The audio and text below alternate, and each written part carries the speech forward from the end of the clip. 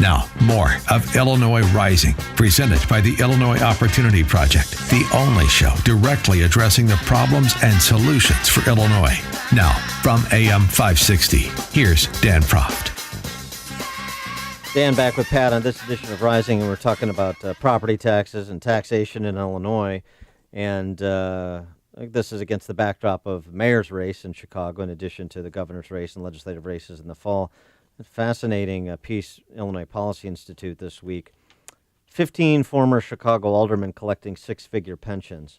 24-karat golden years at taxpayer expense for Chicago politicians who've destroyed this city. William Beavers, the hog with the big nuts, convicted felon. $111,000 annual pension. $1.1 million he's collected since he retired a decade ago.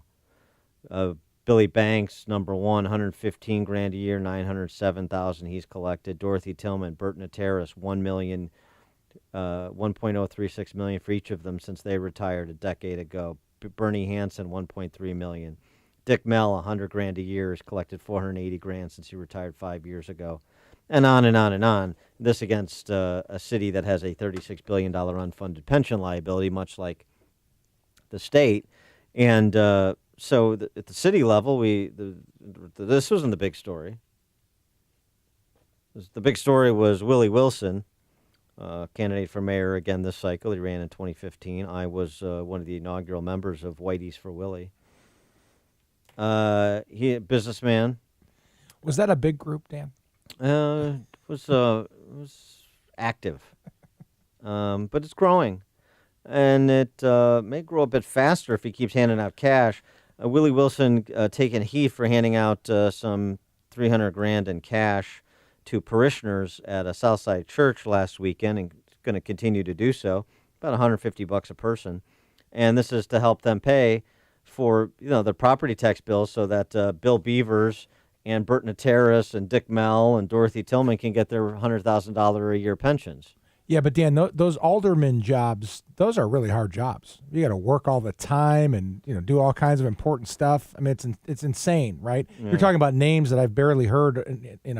Notorious people from the past coming back to haunt us and still haunting us financially. Yeah. I got to tell you, I like Willie Wilson's style. At least he's out there doing something, being different than the normal thing. Here's Willie on the topic. I did not see any. Oh, that's Rauner on the topic. The kind of hear no evil, see no evil, because people are criticizing Willie. Willie Wilson's voice has changed. What I do with my own money is my own money. I mean, look, can't nobody tell me what to do with my own money. But now that was the governor's money. His money was given in check. Yeah, he was talking about Bruce Rauner donating to Willie Wilson's foundation, which is where he pulled the money to distribute to people. So he didn't ask for anybody's vote, just trying to help the people out. And obviously, Willie doesn't get how this works. You're not supposed to give away your money. You're supposed to give away other people's money in the city. That's why I like Willie. He's a self-made guy. Is he McDonald's franchise owner, or is that sort of how he made his money? That's what I remember. But in part, I think, yeah. Yeah, no, he's this is putting this is cash out on the street, Dan, in a direct way. Well, you know what I like? I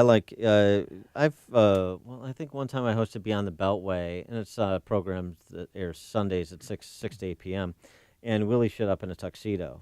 And I like people that dress formally after 6 o'clock because, unless you're a farmer, you should be in a tuxedo after 6 o'clock, and Willie Wilson abides that protocol. So was it just a straight black tuxedo, or was it something like Willie strikes me like he could be more like a little bit more flamboyant personality wise? No, he didn't have ruffles or like a white dinner jacket like Humphrey Bogart or anything. No, I'm not this tuxedo. I don't presume just to know straight black tuxedo. His entire closet. Yeah. Did he own it, or did he get it from like Genghis? Like where? Like how did you know anything about that? Does Genghis still exist? I don't think so. But yeah, that's where I got my prom tuxes. Right. Sounds like the last time you were in a tux as well. No, I have a tux. Do you? Yeah, because I'm a grown man, so I have a tux. Well, that's what I'm saying. Yeah. And so is Willie. I did not wear a tux to Beyond the Beltway, but next time I will. I'd rather see somebody wearing formal wear as a candidate than wearing a freaking Carhartt jacket and pretending to be like a ranch hand. It's absurd. At least Willie's authentic, so it is enjoyable, frankly. It's so fun. The thing about this story this week, the hand-wringing, this from this banana republic, and all of the banana Republicans, small r, in both parties in office around the state. Oh my gosh, it's almost like he was attempting to buy votes. That's something that's unheard of in Chicago. The kind of the faux incredulity over Willie Wilson and trying to scapegoat Willie Wilson as somehow running afoul of the dignified manner in which we conduct elections in Chicago and Illinois is so absurd and insulting and frustrating because the people who preen about it seem to get away with it. Well, and that's why they preen about it, Dan, right? Because they know what they do.